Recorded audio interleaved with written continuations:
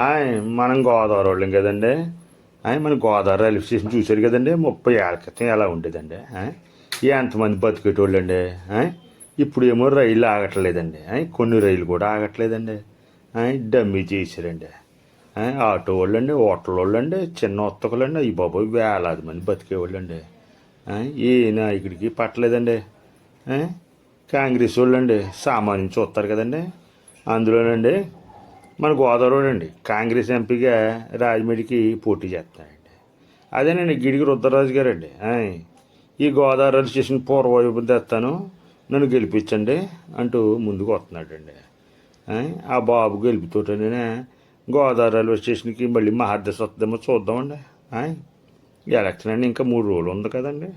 మరి ఆలోచించండి. కాంగ్రెస్ పార్టీకి రుద్రరాజు గారికి ఓటేసి ఎంపీ రాజమండ్రి ఎంపీకి అండి.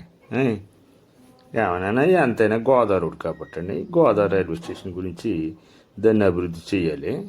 అక్కడ బోళ్ళంతమంది వర్తకులు, చిన్న వర్తకులు అందరూ భలే జీవనోపాధి పొందుతారని చెప్పండి. ఆయన ఆలోచిస్తున్నాయండి. అదేనండి చూడండి. మరి ఎంపీగా రుద్రరాజు గారికి ఓటు వేయాలో ఏమిటో మీరు చూడండి. ఎంతైనా 3 రోజుల్లో ఉంది కదండి. ఏదైనా గోదావరి రోడ్డు కాబట్టి అండి. గోదావరి స్టేషన్ గురించి పట్టించుకున్నారు అంటున్నారండి జనాలు.